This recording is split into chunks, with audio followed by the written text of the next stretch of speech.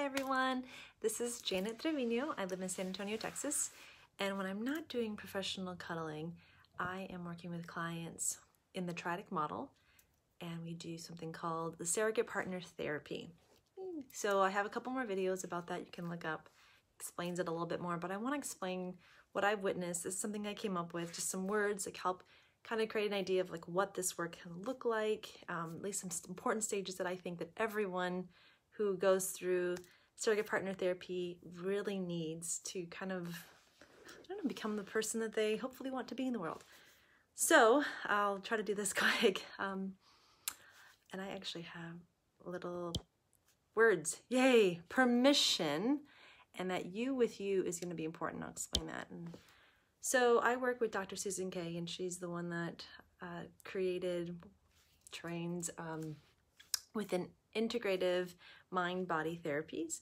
And again, we do the Triadic model. And I usually send all my clients to her to do the intake and the talk stuff, and then they come and do the body stuff with me. So that first word I just flashed at you all, permission.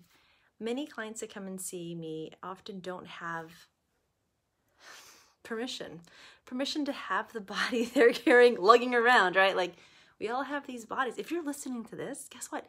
You have a body. What? So like this isn't just you, right? From your neck up, like you have this whole body down there that, you know, do you think about? Do you own? So this idea of having permission to come and see me, permission to come and do this process, permission to own, to have a body, first of all, to have the body, to acknowledge that you have hands and a chest and a back and a butt and thighs and feet.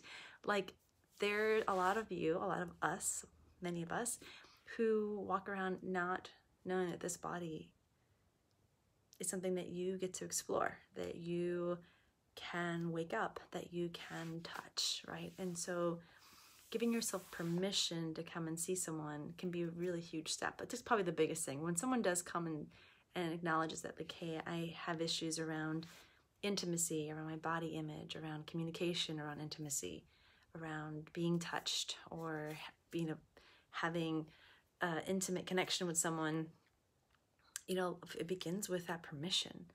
Like, have you given yourself permission to explore that, permission to see what it's all about, right? To see what's going on with your hands when you touch someone, and to wake them up. So I often need to see, and then usually just that initial come and see me usually creates that permission. And when I wrote here, I'll show it to you all again because I realized I kind of did it quick. So I wrote there, permission, the you with you. So in surrogate partner therapy, we begin with the you with you. So it's important that you're looking at yourself and not at the other people. Often people come to do surrogate partner therapy because they're wanting to fix them with others. And that's not where we begin. We begin with what's going on with you.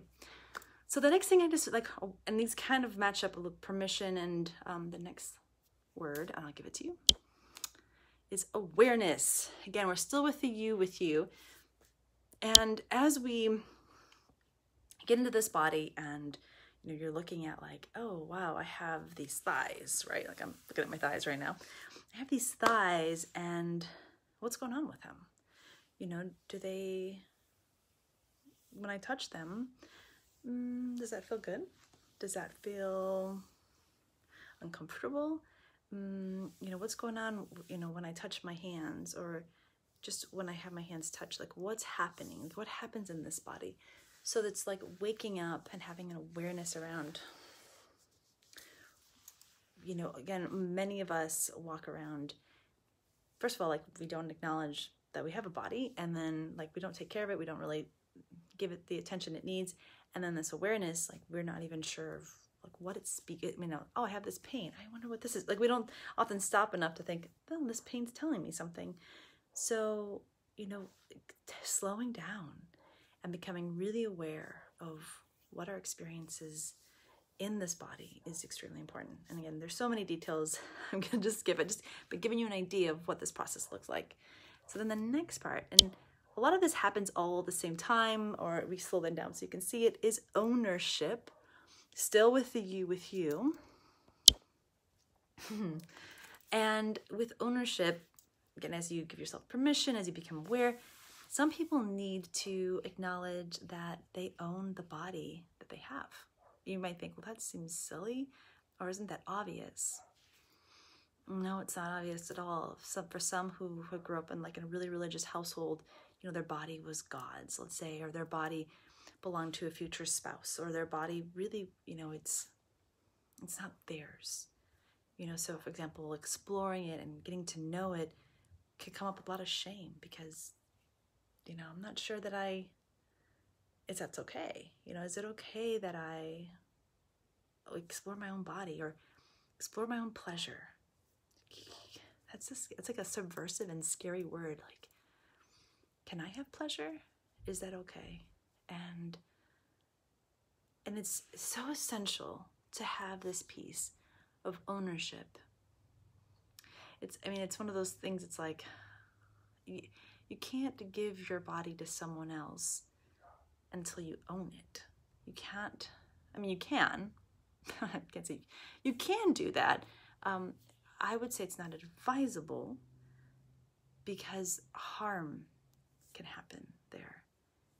Because to have boundaries and to have wants, to have needs, we need to be able to first own it.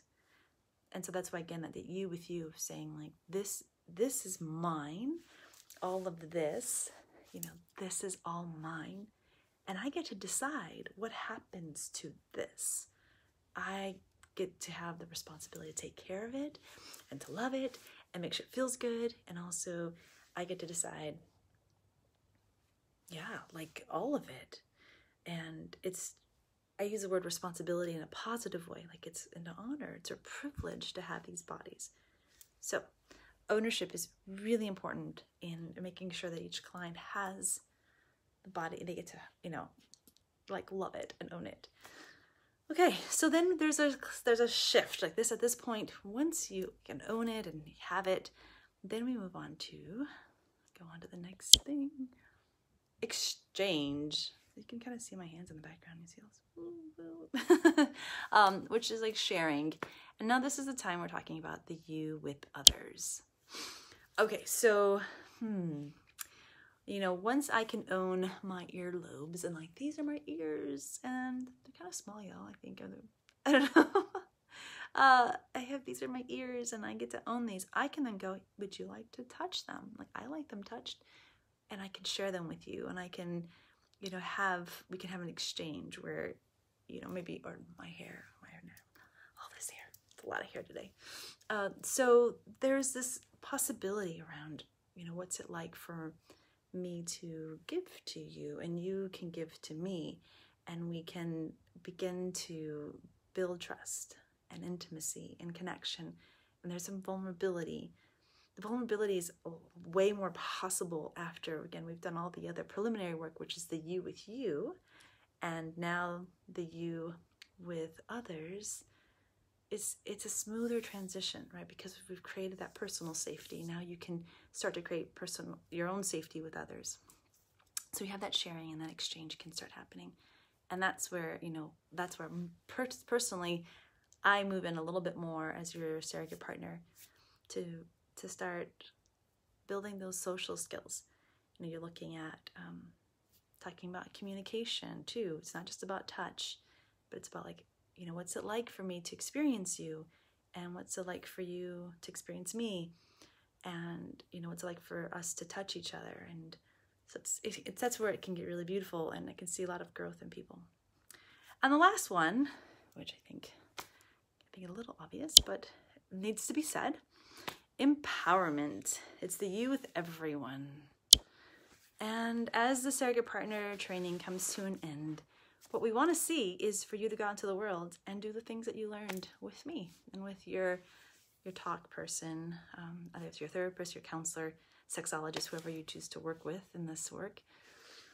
But for me, you know, it's what I want to see is for you to be able to go out and be you.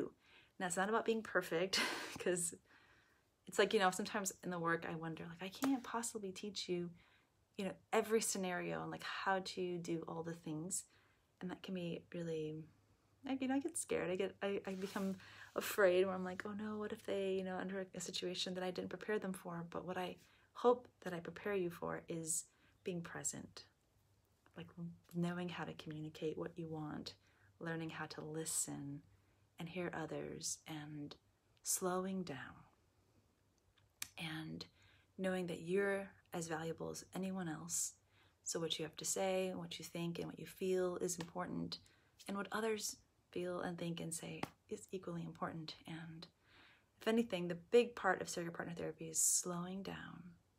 So this, even though these words I gave you, these stages, it may seem obvious, it's like most of us haven't slowed down enough.